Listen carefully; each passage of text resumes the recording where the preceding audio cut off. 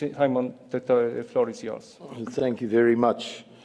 Good afternoon, ladies and gentlemen, Mr. Chairman, honourable members, invited guests and others.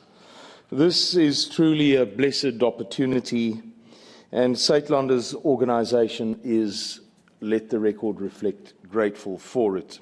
Thank you, and a special thank you to Mr. Tomasz Poreba and Mr. Peter Birčić for their special efforts, their personal efforts to arrange this event.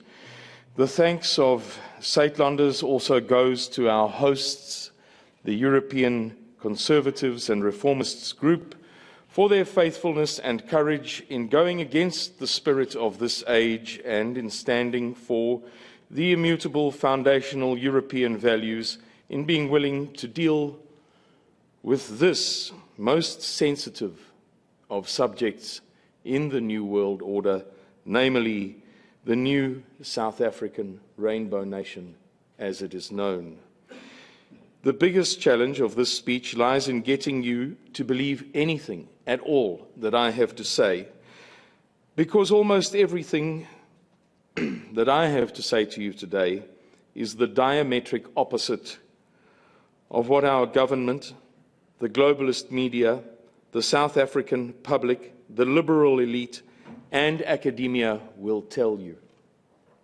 Indeed, our new President Cyril Ramaphosa has recently said that Suidlanders is spreading lies, that we are motivated by racism, and that, for example, he stated this explicitly in New York to Bloomberg Media, there are no attacks on white farmers. In fact, he said it twice. A subject with which you are no doubt familiar, and one which we, Suidlanders organisation, use to illustrate our general claim that there is a severe crisis in the Rainbow Nation, even though we are by no means a farmers' advocacy group. On that note, perhaps I should explain who and or what is Suidlanders. Suidlanders' sole mandate, our only raison d'être, is as a civil defence organisation to execute a national emergency plan to safeguard the welfare of civilians in circumstances of civil war.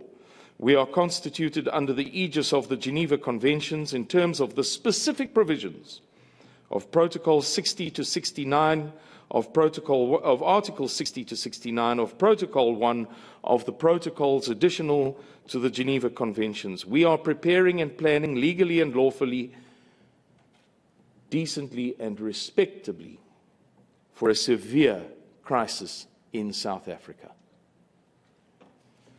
That is how severe we believe that the crisis is. If it sounds surprising to you, perhaps once you have considered the following verifiable facts, truths of what is happening in South Africa, you may appreciate why it is that Suidlanders is the largest organisation of its type in the world, and why it is that hundreds of thousands of quiet, law-abiding families, not crazy prepper groups or preppers or rabid right-wingers, are taking our black leaders' threats of civil war seriously. Oh yes, ladies and gentlemen, it is black leaders of the new South Africa who are promising war and who are encouraging their members to prepare to prosecute a war against whites. The BBC did not tell you that, did they? CNN, Sky News, Canal 5, the list goes on and on. Frankfurter Allgemeine Zeitung, they won't talk about it. Let's see if perhaps I can share with you some facts. The first theme I shall briefly address in the limited time available is that of the drastic decline and decay of South Africa under the governance of the South African Communist Party, the African National Congress, and the Congress of South African Trade Unions, what is known as the Tripartite Alliance, but which is only ever advertised to you as the African National Congress. South Africa once produced a superabundance of electricity at absurdly low prices. We were the world leader in that regard not a long time ago. Recently, our most prominent electrical scientist, a man whose predictions have hitherto been the most reliable in our country, said that South Africans may expect rolling blackouts for up to 16 hours a day for the next 5 years. They began 4 days ago. On the 10th of February this year, it was reported that the final death toll from moving a group of mental patients from government care to the private care of relatives of the government was 144. Can you imagine this? The government state psychiatric hospitals farm out the patients to, and I speak literally, ladies and gentlemen, to mortuaries, to kindergartens. And that in one group, 144 defenseless psychiatric patients should die. Many of you will be aware that last year, in one village, not town, village, in the province from which I come, over 300 people admitted to actively participating in an ongoing basis in cannibalism.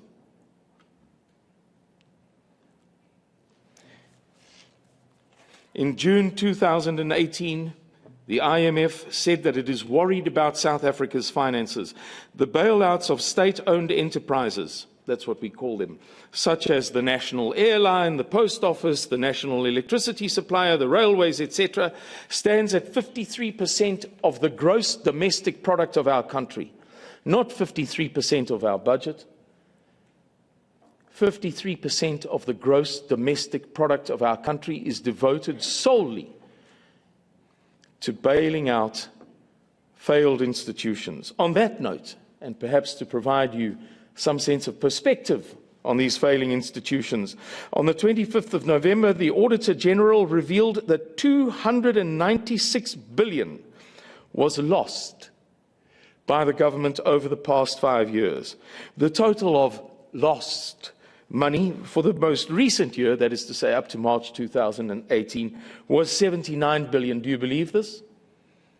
This is happening in the new South African rainbow nation, ladies and gentlemen. You and I both know that the word lost is merely a euphemism for stolen. Nobody loses money. It's not possible to lose money. It's either in the account or it's not in the account.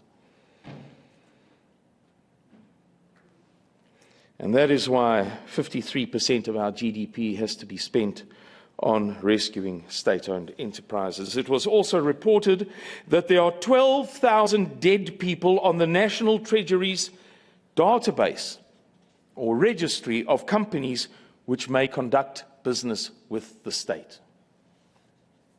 12,000. The mini province that encompasses the city of Johannesburg, it's a sort of a miniature province, not dissimilar to the District of Columbia in the USA. Bigger, but there's a similar idea. The province of Gauteng generates 13% of the GDP of the whole of the continent of Africa. Comes from more or less Johannesburg. 13% of the GDP of the whole of the continent of Africa. But as of now, all 44 of the 44 water sewerage pumping stations on the Vaal River that feeds Johannesburg and the province of Gauteng, are not working. All 44 of the only 44 water and sewerage pumping stations today are not working. And 2 of the 3 sewage treatment plants are not working, and 150 million litres of raw, untreated sewage are flowing into the Vaal River daily. According to the US Census Bureau, the expected lifespan at birth in South Africa has fallen by 4.3 years since the end of apartheid. It was recently revealed by Dr. Mark Tomlinson to immense opprobrium, to the utter disgust of our government that anybody would be so treacherous as to say this, to make this ostensibly false claim. But it was confirmed in a report by Médecins Sans Frontières on Saturday, that 19% of all of the world's HIV/AIDS cases are in South Africa. On Thursday, the 18th of October, Reuters reported that the number of riots in South Africa is greater than ever. Many of you are of an age where you will have seen the reportage of what was occurring in South Africa in the late 80s, particularly between the Zulu and Xhosa people, who were effectively proxies for the apartheid government and for the African National Congress-led revolutionary forces. So you will know what it means when Reuters says that the number of riots in South Africa is worse than ever.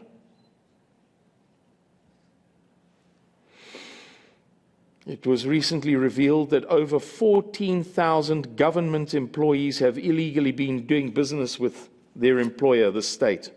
At the South African Airways alone, 13 employees currently now have interest in contracts worth 646 million.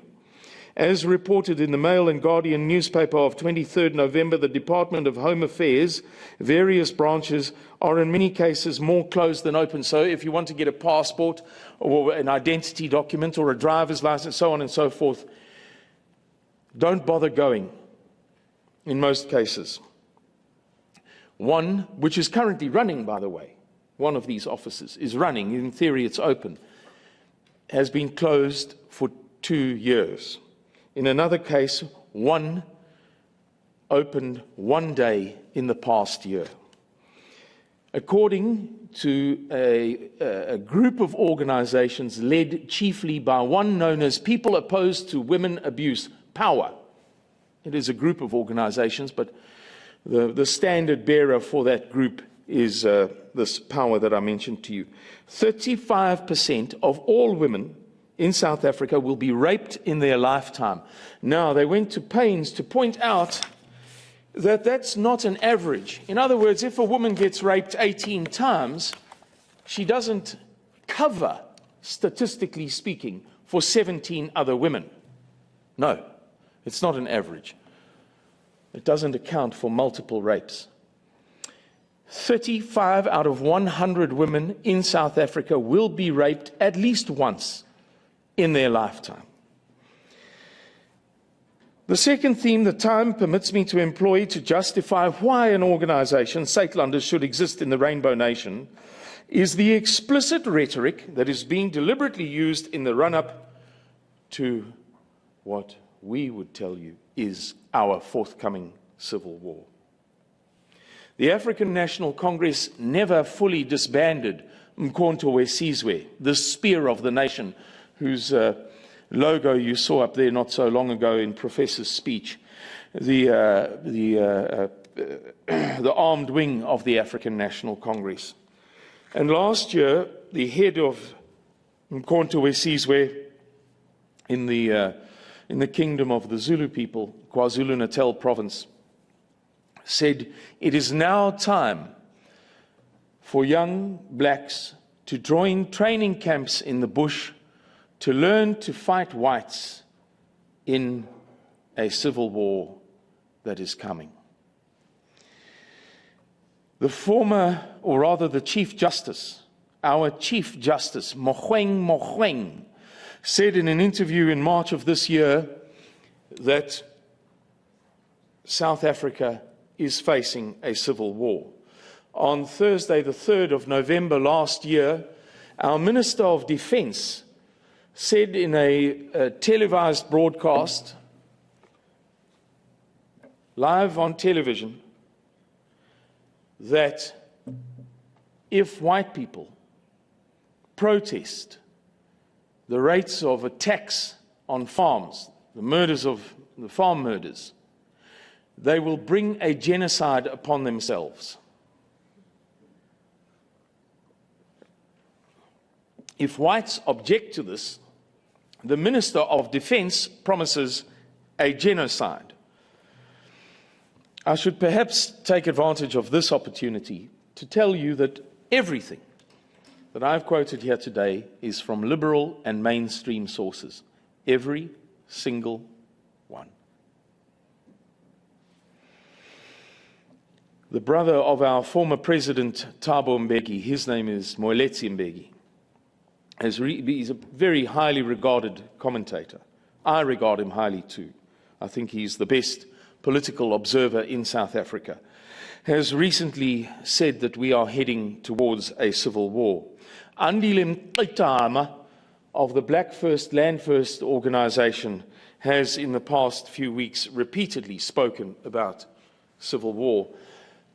On, I believe, I could be mistaken, but I believe the 10th or the 9th of October this year, he held an interview with a journalist from Harper's Magazine of America who came to South Africa to write a 6,000-word special for Harper's Magazine. Any of you who know anything about journalism, who know anything about Harper's Magazine, will understand the gravity of what I've just said. To write a 6,000-word piece in a magazine of that stature, arguably the most serious highbrow magazine in all of the United States. He was sponsored, in fact, by the Pulitzer Center. That's how gravely they see this matter. He was told by the same Andile Mqitama that he will settle for nothing less than a Leninist revolution in which the colonialists are wiped out. Julius Malema, the head of the Economic Freedom Fighters Marxist Party, has said on various times that he's not calling for the slaughter of all whites yet. The Prince Regent of South Africa's oldest tribe told me after that, Simon, in European idiom, you can say something and not mean it. He said, we don't have such idiom in black language. It just doesn't exist. He said, what we heard is that he will, at some point, call upon us to wipe out the whites in South Africa. And he said, by implication, we have to prepare for it. The same Julius Malema said quite recently, perhaps 3 months ago, that he is setting out to cut the throat of whiteness. And a few days ago, I think Monday, he said that it is now time for blacks to prepare for war. War is inevitable.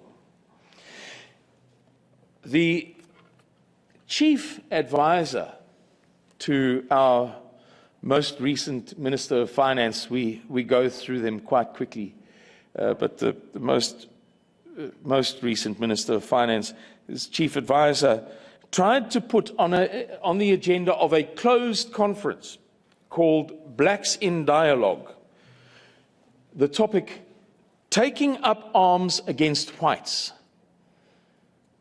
This is the advisor, or the advisor to the former Minister of Finance. And so it is, ladies and gentlemen, that I sit before you here today, pleading with you to recognize that people such as ourselves, just because we are white, and just because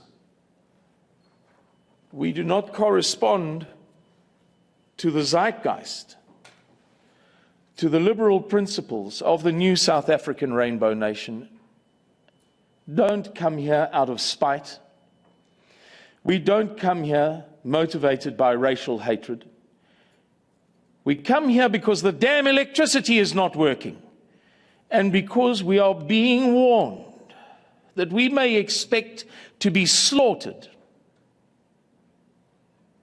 And the mere fact that your media, your politicians, your academics refuse to speak about it should tell you something. Because if a mere fraction of what I've described to you today, all from liberal and mainstream sources, was occurring in Scotland, Vietnam, Peru, Liechtenstein, or Bengal, it would be on the front pages of every newspaper in the world every day for months on end, and you know it. We know that the world is not going to come running to our aid. We don't expect to achieve that here today. But we do believe that there are still left in the world today people who form a hard core of the traditional values of Europe, the values that we share, the values of civilization, decency, and respectability.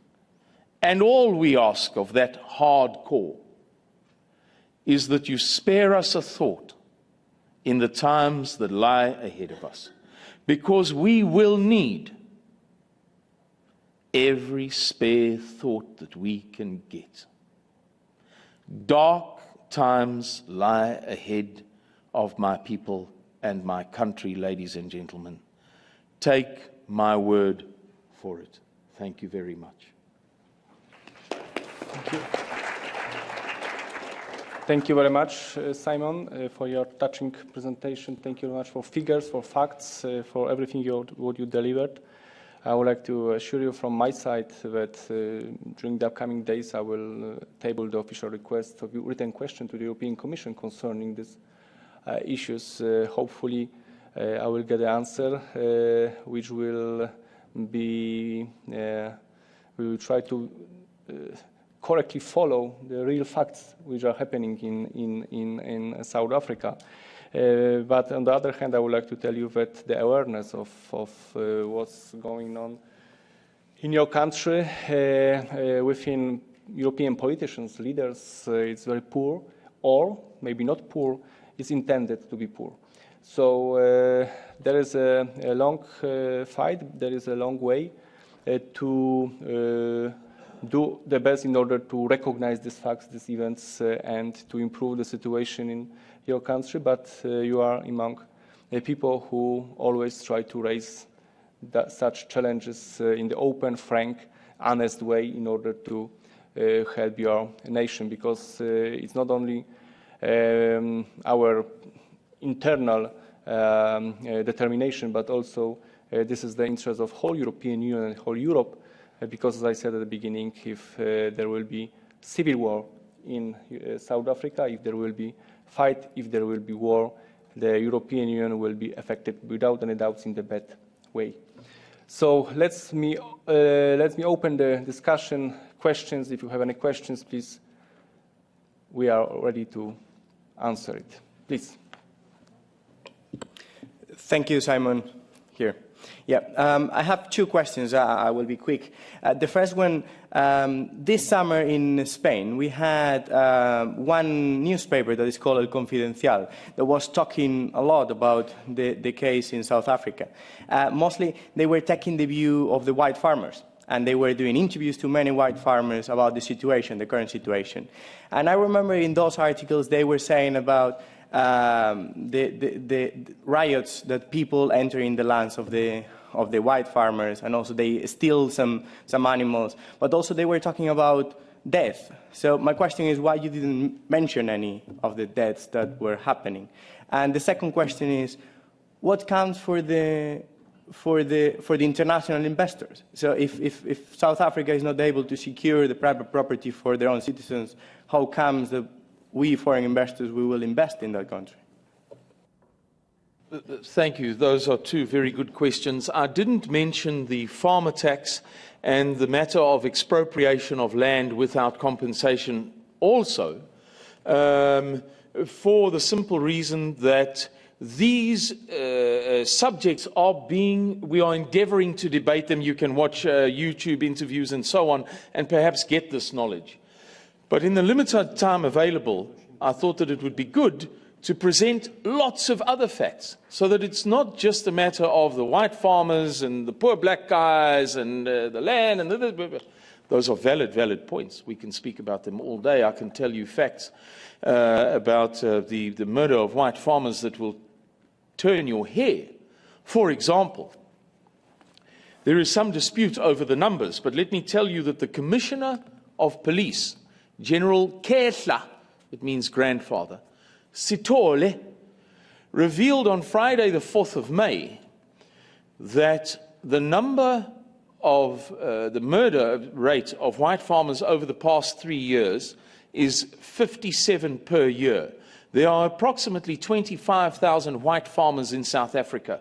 Murder, or intentional homicide as it is known, is measured per 100,000. Do the maths. 25,000 goes into 100,000 4 times. 4 times 57, 228 is, according to the government, the murder rate of white farmers over the past 3 years. The murder rate in Europe is about 1 per 100,000. The murder rate in the USA, which is supposed to be gun crazy and all of that, is 4.88. The national murder rate in South Africa now, the government has more or less lost control of crime. The national murder rate of all people in South Africa now is about 35.7. The murder rate of white farmers, if you take the government statistics at face value, you can't compare it. It's unbelievable. But by now, people should know this. I'm taking up a lot of time, which is unfair, so I won't go on about land expropriation without compensation, but those are two themes that I excluded here so that people can get a broader perspective. Not just about those two themes, but about everything that's happening in the country. Anyway, your second question was where international investors will stand in this. It is very difficult for me to say, but our organization would point to the fact that our government has never ever kept any of its solemn promises on these difficult subjects. They will, for example, the whole debate about the expropriation without compensation, what have you, originates from the fact that the government wrote into our constitution that it would never do this very thing that it is doing now. We would say to you that if it suited the government to expropriate the property of international investors, it would do so. Once it had used up everything else that it could, if that was all that was left, it would do so, with a long list of excuses, of course. They would paint themselves as the victim from beginning to end. I don't know, but our most prominent economist is a man by the name of Riots, who has hitherto, over the past 24 years of democracy, the African National Congress assumed power on the 27th of April 1994. Over the intervening 24 and a half years, Riots has always been a flag bearer for the new South African rainbow nation. We should try harder, we should love each other more, harmony, integration, blah, blah, blah, blah, blah, blah. He recently released a series of videos in which he said explicitly, take your money out of the country, get your money out of the country while you still can. He's a very serious man. And he's done a 180-degree turn. So I think that is the advice which I, as a non-economist, as an ignoramus, as an ordinary citizen, would take from an expert if I was a foreigner contemplating an investment in South Africa. I don't know any better. I would like to add some words to this question. Yes, thank you very much. I think we have to add some other information about the investor problem in South Africa. We have to remember that after the black government came to the power, Mr. Mandela accepted transfer of billions of dollars from South Africa to the other regions. everyone who drinks the Lech or the Zuber beer should know that they were sold, the breweries were sold by Mr. Kulczyk, the South Africa Miller Breweries, the second brewery in the world. And also the largest family, the richest family in South Africa, Anglo-American which belongs to the Oppenheimer, get the acceptance of transferring their funds, which they generated from the huge mines, outside of South Africa. They bought the gold mines in Ghana, in South America. Now they care very little about the situation in the mine sector or in other sector in South Africa, because they own their own companies, huge companies in other parts of the world. So on one hand, we discuss about the potential investment from outside of the world to the South Africa, but very little have been saying about the money leaving the South Africa, and huge money. Thank you. Thank you very much. Any other questions, comments? Ja mam pytanie do pana Simona, bo to, co się... That's a very, very good question. I was recently chatting to a farmer, and he said, we were speaking about a certain area that we both know, with which we're both familiar. His cousin farms in a beautiful little valley, and there are 6 farms there. 5 are owned by blacks, and 1 is owned by this farmer's cousin, a white man. And he was telling my friend how happy he is that these farms have been given to blacks, because they're not being farmed. And so the water rights for the little stream that flows through the valley are all going to him. He's stealing everybody else's water, because the 5 black farms are not being farmed at all. Which brings me to a point. The reality is that many of the farms and the land that has been transferred in recent years is lying fallow and is not being used, which goes to your question of the ownership. I have here, there was a parliamentary debate recently in which it was revealed that over 90% of the farms that have gone to black people, the title deeds have not been given to the black people. Similarly, there are about 45,000 commercial farming units in South Africa. I'm coming to a point. There are about 45,000 commercial farming units in South Africa, of which about 33 or 32,000 are owned by whites. And this land is supposed to resolve the great land crisis in South Africa. How do you give 45,000 farms on land that is dry, to 1,000 people each? How? You ask a good question. And my response to you is to say that it is clear that there are a number of factors in this debate that don't make any sense at all, as your question points out. Your question illustrates a much larger topic.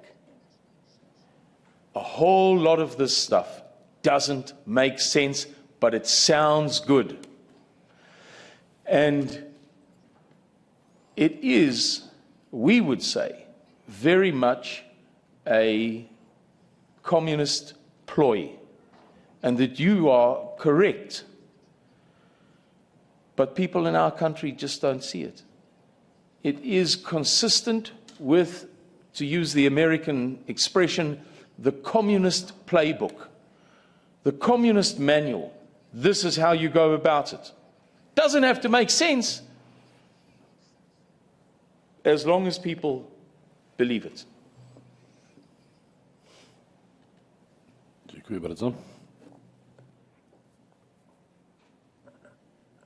Any comments, questions, points would like to raise? Yes, please.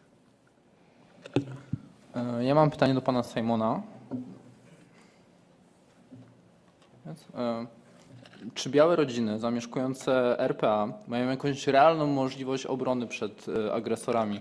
Chodzi mi tutaj o tworzenie jakichś grup obrony, albo przekazywanie pieniędzy, albo same szkolenia z zakresu obsługi broni.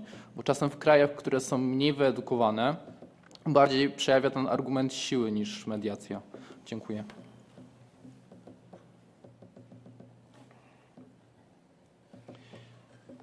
Again, a very, very good question. The murder rate of farmers has decreased slightly. It's still phenomenally high, as I've pointed out to you. But in that decrease, some people have said, well, you see, it's better. You know, let's say there is a trend towards 160 or 145 per 100,000 murder of farmers. People say, it's wonderful, you see, you're living in paradise. What they lose sight of is what I pointed out to you earlier. 4.88 murder rate in the USA, whatever. My point is that when it comes down, it's because somebody did something. The rate of attack, this is what nobody mentions, has gone up. It is because the farmers are protecting themselves that you know, they're trying to. If you go to a farm in South Africa now, you can experience maybe a tall fence, 15 feet tall fence, with razor wire, with electric fencing as well. The farmers all have weapons, vicious dogs. We have in recent decades mastered a breed called the Boer Bull dog, which is about the size of a mastiff but has the temperament of a pit bull terrier. Some farmers, I'm telling you a true fact, and there are some videos, I have one on my phone. Some farmers are now using wild lions in their gardens to deter attacks.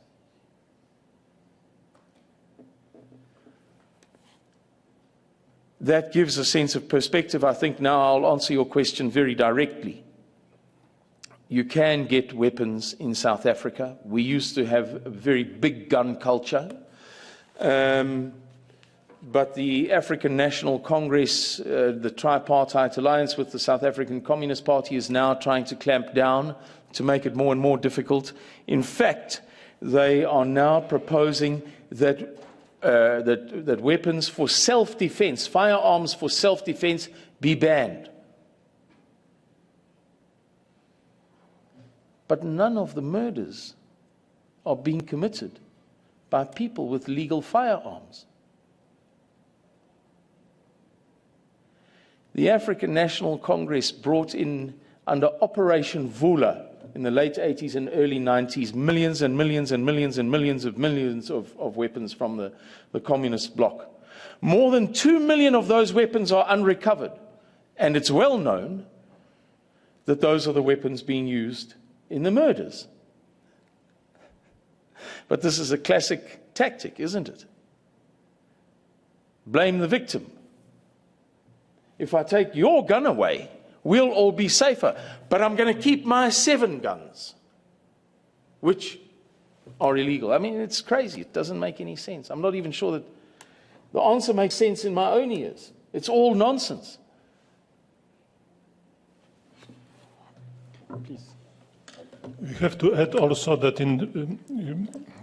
in South Africa, farmers live not in the villages like in Europe, but they are spread all over the country, very thinly. Because, as I mentioned, the quality of the land is very poor, so they have to own a large area just to keep the living. So this is the problem, that even if something happened on one farm, it's very difficult to bring the support from the other farm. This is a specificity of South Africa. Thank you. Yes. So, any questions? If not, thank you very much again for coming.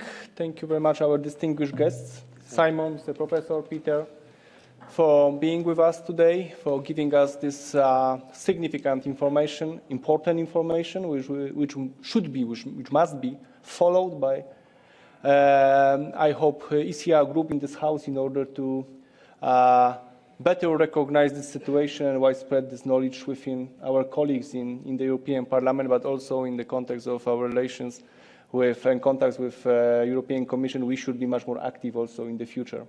This is my first, the most important conclusion after this meeting, that there are things which should be absolutely better recognized, and the knowledge should be delivered directly to the people who decide about foreign policy of the European Union, and we will do the best in order to do it during the upcoming months.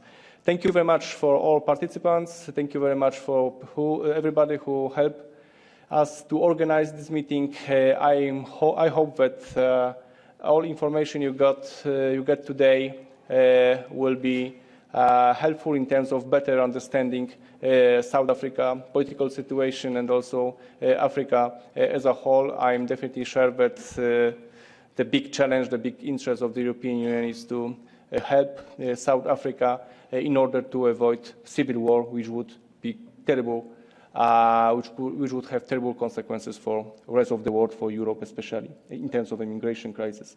So thank you very much again. Wish you a good rest of the day and see you soon. Thank you very much. Thank you very much. Thank you.